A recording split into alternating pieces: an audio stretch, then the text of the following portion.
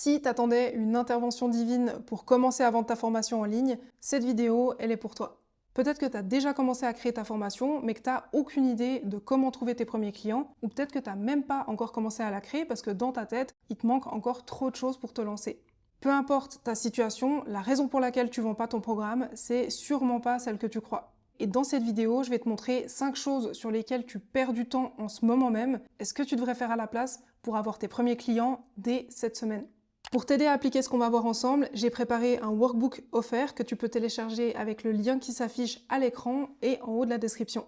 Avant de commencer, il faut d'abord qu'on parle de l'erreur qui pousse justement la plupart des gens à se cacher derrière ces fausses priorités. Quand on veut créer une formation en ligne, en général, au début, on est hyper passionné par son idée. On imagine déjà les modules, les bonus, la petite plateforme qui va bien, et franchement, c'est une sensation hyper agréable. Parce qu'à ce moment-là, t'as l'impression que t'es en train de construire un vrai truc. Sauf qu'en vrai, c'est souvent là que les problèmes commencent. Parce qu'au lieu de faire une pause pour vérifier si le concept qu'on a dans la tête, il peut vraiment se vendre, eh ben, on s'emballe. On filme les vidéos, on prépare les slides, on passe des heures sur Canva à choisir entre 2 nuances de beige alors que personne, à part nous, verra la différence. Et 3 ou 6 mois plus tard, on se retrouve avec une formation qui nous semble vendable, sauf qu'en réalité, entre une formation prête et une formation vendable, eh ben, il y a un monde. Oui, ok, notre formation, elle existe, donc on peut dire qu'elle est prête, mais par contre, à ce stade, on ne sait pas si l'angle, la promesse et le message qu'on a choisi parlent vraiment à quelqu'un. Et souvent, c'est là que ça bloque, parce qu'au lieu de structurer son programme autour d'un problème spécifique, on le structure autour de ce qu'on a envie. Et quand c'est le moment de vendre, on se rend compte qu'on a construit tout un château avant de vérifier si quelqu'un avait vraiment envie d'habiter dedans. On commence à publier sur les réseaux sociaux, on annonce qu'on a créé une super formation, on explique ce qu'il y a dedans, et là, silence radio. Du coup, on commence à se remettre en question. On se dit que finalement, peut-être que vendre une formation en ligne, c'est pas pour nous. Mais en fait, le problème, il vient pas de toi, il vient du fait que tu as créé ton programme avant de le confronter à ton marché. Tu t'es basé sur des hypothèses, sur ce que tu pensais que les gens voulaient, sans vérifier que ton idée, elle était vraiment adaptée aux besoins réels de ta cible. Souvent, le business des formations en ligne, il est présenté un petit peu comme un business miracle. Tu crées ton programme, tu le mets en ligne et tu gagnes de l'argent en dormant. Alors, qu'on soit clair, avoir un programme en ligne dans ton écosystème d'offres, c'est à mon avis une des meilleures choses à faire si tu veux un business flexible avec des marges élevées et que tu veux arrêter d'avoir une activité où tout repose sur toi en permanence. Mais pour ça, tu as besoin de prendre le temps de construire des bases solides.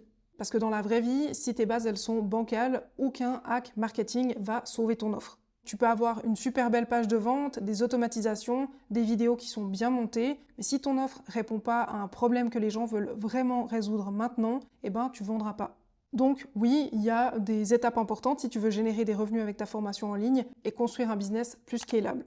Mais il y a surtout des trucs qu'on priorise alors que c'est complètement optionnel pour commencer à vendre. Et la première, c'est celle qui risque de te bloquer le plus longtemps. Chez 90% des coachs et des personnes qui veulent lancer leur formation en ligne, il y a un mode qui s'active systématiquement quand ils démarrent leur projet, c'est le mode perfectionniste. On a absolument envie que tout soit parfait dès le début. Pourtant, s'il y a bien une chose dont tu n'as pas besoin pour commencer à vendre, c'est d'avoir une offre parfaite. Je sais que c'est assez contre-intuitif parce qu'on a naturellement envie de créer quelque chose de propre avant de le vendre. On veut un nom stylé, des slides super jolis et une structure picobello. En soi, c'est pas un mauvais réflexe, mais le problème, c'est quand cette exigence, elle devient une excuse pour ne jamais mettre ton offre face à ton marché. Si on se cache derrière le perfectionnisme pour jamais lancer notre offre, c'est souvent parce qu'on a peur. Personne n'a envie de lancer un truc et qu'au final, personne n'achète. Donc au lieu de tester notre offre et d'itérer jusqu'à trouver la bonne recette pour nous, on continue à améliorer à l'infini. On se donne l'impression qu'on avance alors qu'en réalité on reste dans une fausse safe zone où personne peut encore nous dire oui ou non. Pour commencer à vendre, t'as pas besoin d'une offre parfaite, t'as besoin d'une première version qui est suffisamment structurée pour aider tes premiers clients à obtenir un résultat. Si tu t'autorises à lancer une première version imparfaite de ton programme, tu vas apprendre beaucoup plus vite qu'en passant 6 mois à tout construire dans ton coin. Ça va te permettre de voir les objections qui reviennent, les parties de ton offre qui donnent vraiment envie et les zones qui créent de la confusion. C'est grâce à ça que tu vas pouvoir créer la bonne offre pour ton marché. La stratégie qui fonctionne le mieux pour ça, et c'est ce que je fais avec mes clients dans mon accompagnement, c'est de lancer ton offre en version bêta. Une V1 plus légère que tu proposes à un tarif plus accessible que ton prix final en échange de retours et d'une participation active pour co-construire ton offre. Mais attention, version bêta, ça veut absolument pas dire que tu vends un brouillon bancal. Ça veut dire que tu proposes une vraie transformation, mais dans un format qui est encore en construction. Tu peux juste dire clairement à tes clients que c'est une première cohorte, que le programme il va être amélioré au fil des semaines et que les premiers participants ils vont avoir accès à une version avec plus de proximité avec toi. En réalité, c'est justement ça qui va rendre ton offre intéressante pour tes tout premiers clients. Et pour toi, c'est super précieux parce qu'au lieu de créer une formation théorique, tu construis ton programme à partir de ce qui se passe réellement sur le terrain. Tu peux voir où tes clients bloquent, les choses dont ils ont vraiment besoin pour avancer, et ce qui est finalement moins utile que ce que tu pensais au début. Tout ça, tu peux pas l'inventer avant d'avoir confronté ton offre aux personnes qui en ont besoin. En utilisant cette stratégie, tu vas aussi pouvoir obtenir un truc hyper important pour vendre une formation en ligne aujourd'hui, des témoignages. Le fait d'avoir cette proximité avec tes premiers clients, c'est ce qui va te permettre de suivre leur progression vraiment de près, de t'assurer qu'ils auront des super résultats grâce à toi, et donc de pouvoir en tirer des études de cas pour donner confiance à tes futurs clients.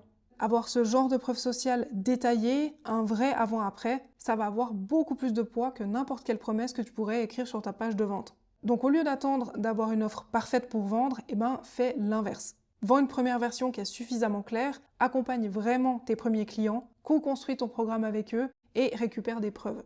Le problème, c'est que si tu évites de faire ça au début, les 4 autres erreurs, elles vont avoir un poids et des conséquences encore plus négatives. Les premières preuves que tu vas avoir avec tes premiers clients, elles vont t'aider à résoudre la deuxième fausse priorité qui bloque énormément de personnes, croire qu'il faut être connu pour vendre. C'est une des croyances les plus difficiles à lâcher parce qu'on a tous cette impression que pour vendre un programme, il faut déjà être quelqu'un dans son domaine. Avoir des dizaines de milliers d'abonnés, être invité dans des podcasts et avoir des gens qui parlent de nous. Donc forcément, quand tu pars de zéro ou que tu as une petite audience, tu peux vite te dire que c'est foutu d'avance. Tu vois des personnes qui ont déjà 20 000, 50 000 ou 100 000 abonnés et tu te dis qu'elles ont le droit de vendre parce qu'elles sont connues, mais que toi, du coup, tu dois attendre d'être au même niveau pour pouvoir le faire. Cette logique, elle te met dans une position passive où tu attends que les gens te découvrent, que les algorithmes te mettent en avant ou alors que ta crédibilité, elle se construise toute seule. Mais au début, tes premiers clients, ils vont pas venir parce que tu es connu, ils vont venir parce qu'ils ont un problème, qu'ils sentent que tu peux les aider et qu'ils ont assez confiance pour tenter l'expérience avec toi. Et cette confiance, tu peux la construire sans notoriété, à condition d'adapter ta stratégie. Quand tu lances une première version de ton programme, ton objectif, c'est pas de faire un lancement public avec une audience énorme. C'est de trouver quelques personnes qui correspondent au profil que tu veux aider, échanger avec elles et voir si tu peux les accompagner avec ton programme. Et ça, en fait, tu peux le faire même avec une audience minuscule. Par exemple, tu peux très bien solliciter ton réseau, des anciens clients ou alors lancer des conversations en message privé. Quand tu te lances avec ton programme, tu n'as pas besoin que 10 000 personnes voient ton offre, tu as besoin que quelques bonnes personnes aient une vraie conversation avec toi. La notoriété, c'est utile quand tu veux vendre à grande échelle, mais pour signer tes premiers clients, ce qui compte beaucoup plus, en fait, c'est la précision. Est-ce que tu sais à qui tu t'adresses? Quel problème t'aide cette personne à résoudre? Et est-ce que tu sais expliquer pourquoi ton approche elle est pertinente pour elle spécifiquement? C'est pour ça qu'à ce stade, la preuve, c'est beaucoup plus important que la notoriété. La notoriété, ça veut juste dire que beaucoup de gens savent qui t'es. La preuve, ça veut dire que tu as concrètement été capable d'aider des personnes à passer d'une situation A à une situation B. Tu peux très bien être connu et ne pas vendre.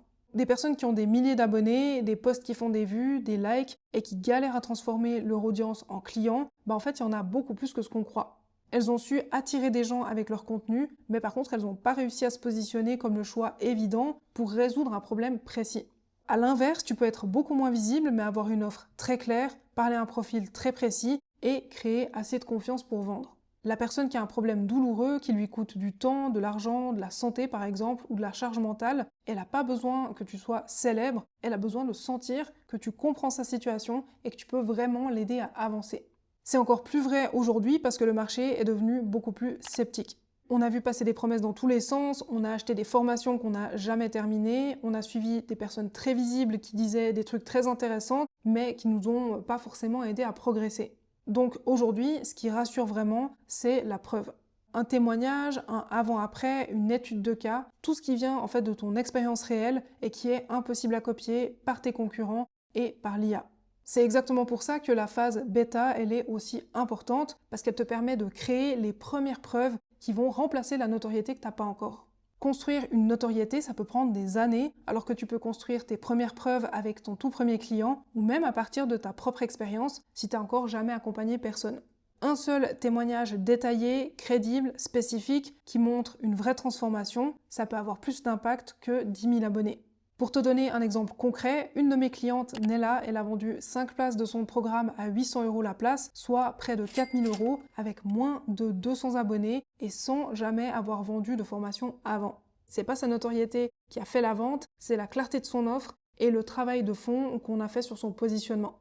Dis-moi en commentaire si t'attendais d'avoir des milliers d'abonnés pour vendre ta formation ou si t'es déjà en train de chercher des clients même si t'as pas d'audience. Le truc, c'est qu'une fois qu'on comprend qu'on n'a pas besoin d'être connu, on tombe souvent dans un autre piège, se dire qu'on doit produire une tonne de contenu gratuit pour compenser le manque de notoriété. On se dit que si on veut vendre notre programme, on doit d'abord apporter de la valeur.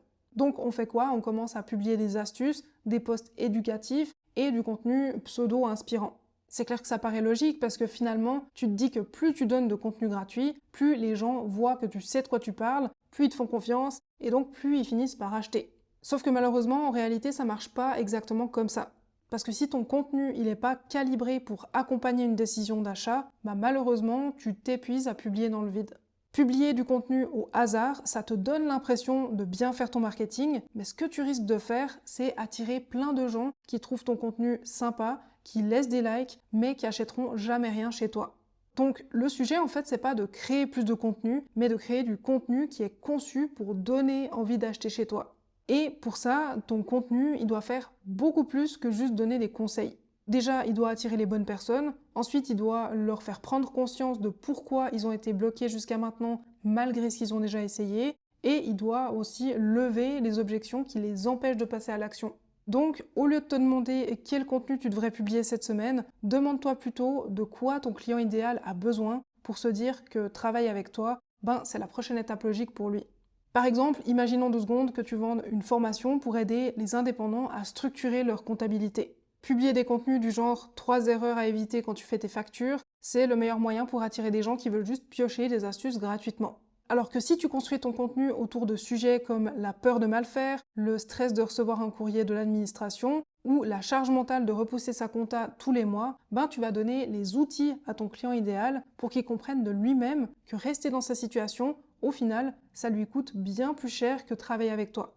Et quand une personne comprend que son problème lui coûte du temps, de l'argent ou de la charge mentale, c'est là qu'elle passe à l'action. Donc, j'ai le plaisir de t'annoncer que tu n'as pas besoin de publier 3 fois par jour, tu as juste besoin de publier du contenu intentionnel. C'est une des stratégies qu'on implémente avec mes clients et qui leur permet d'attirer régulièrement des clients avec un seul contenu stratégique par semaine. Si c'est une erreur que tu as réussi à éviter à ce stade, bravo, mais la plupart des gens se font avoir par la prochaine. Et reste bien jusqu'au point numéro 5 parce que c'est celui qui bloque 80% des personnes qui vendent jamais leur première formation et la solution, elle prend littéralement 48 heures. Tout ça, ça m'amène à la 4e chose dont tu n'as pas besoin pour vendre ta formation en ligne et qui est aussi liée au fait de vouloir en faire trop dès le départ, prendre un abonnement à la dernière plateforme d'hébergement à la mode. C'est un des trucs qui peut te faire perdre un temps complètement disproportionné. Parce qu'à partir du moment où tu décides de créer une formation en ligne, tu rentres dans un monde merveilleux où tout le monde semble avoir un avis très intense sur la meilleure plateforme à utiliser. Kajabi, Podia, System.io, tu te retrouves très vite à comparer des fonctionnalités dont tu n'as encore même pas besoin à ce stade. Tu regardes s'il y a une app mobile, si tu peux faire des certificats, si tu peux ajouter un quiz, et pendant ce temps-là, en fait, tu n'as toujours pas vendu ton programme. S'il y a bien un truc que j'ai compris après avoir vendu des formations pendant des années et accompagné plus de 300 clients à le faire aussi, c'est que tes premiers clients, en fait, ils s'en foutent de la plateforme que tu vas choisir. Ce qu'ils veulent savoir, c'est comment ton programme va les aider à résoudre leurs problèmes. Au début, la seule chose dont tu as besoin, c'est d'un endroit simple et clair où tes premiers clients peuvent accéder au contenu, comprendre quoi faire et surtout avancer. Donc, aussi choquant que ça puisse paraître, en fait, tu peux très bien commencer par héberger tes contenus sur Notion ou même sur Google Drive. Est-ce que ce sera la plateforme la plus sexy du monde? Pas forcément, mais par contre, cette solution, elle va te permettre de vendre maintenant et pas dans un an. Quand tu lances ton programme pour la première fois, ton seul objectif, c'est de vérifier que tes clients arrivent à avancer et qu'ils obtiennent bien le résultat que tu leur as promis. Évidemment, plus tard, quand ton offre sera validée, quand tu auras un programme plus stable, là oui, ça peut avoir du sens d'investir dans une vraie plateforme. Mais la grande différence, c'est qu'à ce moment-là, tu seras plus en train de deviner ce que tu dois créer. Tu auras déjà une offre éprouvée avec du vrai contenu qui est prêt à être hébergé. Là, ta plateforme, elle servira vraiment ton expérience client et elle servira pas de cachette pour repousser la vente. Souvent, c'est typiquement quand on cherche à tout professionnaliser trop tôt qu'on finit par se compliquer la vie. Et la prochaine erreur, c'est justement, personnellement, celle qui m'a coûté au moins 6 mois de retard sur les ventes de ma dernière formation.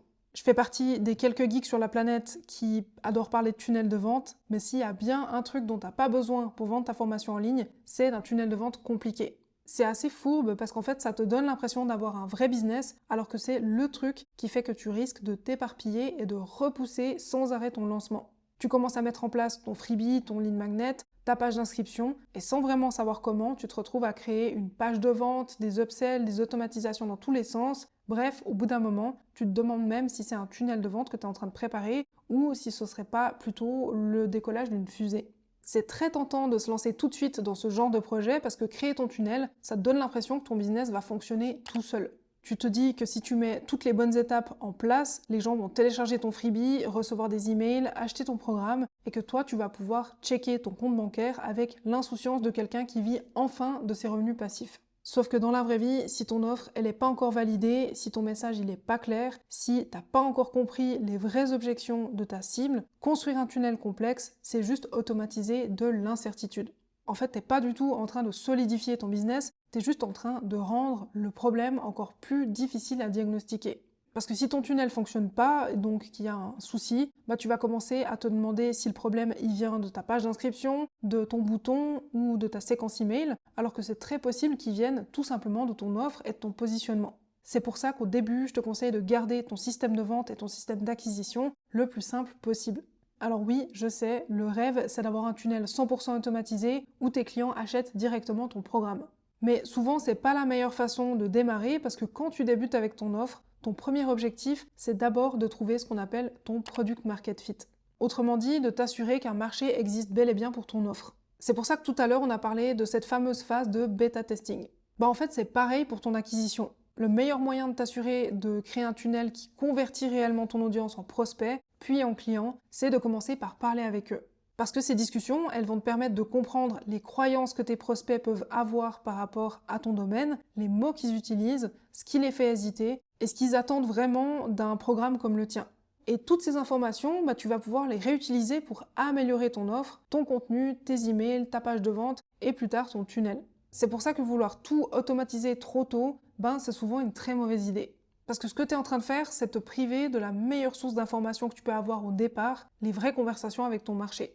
Un tunnel, ça peut être très puissant, mais seulement quand il amplifie quelque chose qui fonctionne déjà. Quand tu l'utilises pour éviter de parler aux gens, de confronter ton offre au marché et de vendre, tu es juste en train de perdre du temps et de repousser le truc qui va faire décoller ton business. Donc, à la place de construire un système compliqué, commence par créer un tunnel simple. Un contenu qui attire les bonnes personnes, un lead magnet stratégique qui prépare naturellement à ton offre, une séquence email courte qui accompagne la décision d'achat et une étape de conversion claire. Tom, un de mes clients, il est arrivé dans mon accompagnement avec un tunnel de vente déjà en place et malgré ça, il n'arrivait pas à trouver des clients. Donc ce qu'on a fait, c'est qu'on a commencé à retravailler les bases de son offre, on a structuré son acquisition autour de la psychologie réelle de sa cible et grâce à ça, il a pu trouver 3 clients dès le premier jour du lancement de son tunnel. C'est là qu'on comprend que finalement, souvent, c'est les bases qu'il faut retravailler et pas forcément le tunnel en lui-même ou la partie technique. Et pour commencer à vendre ta formation en ligne, la réalité, c'est que tu as seulement besoin d'une première version claire de ton offre. Concrètement, écris ton offre en une page, va chercher tes 3 à 6 premiers clients à la main, accompagne-les de près, assure-toi qu'ils ont des résultats et utilise ces retours terrain pour améliorer ton message, ton contenu et ton système de vente. C'est ça qui va te permettre de construire des bases solides, pas passer 6 mois à tout préparer dans ton coin.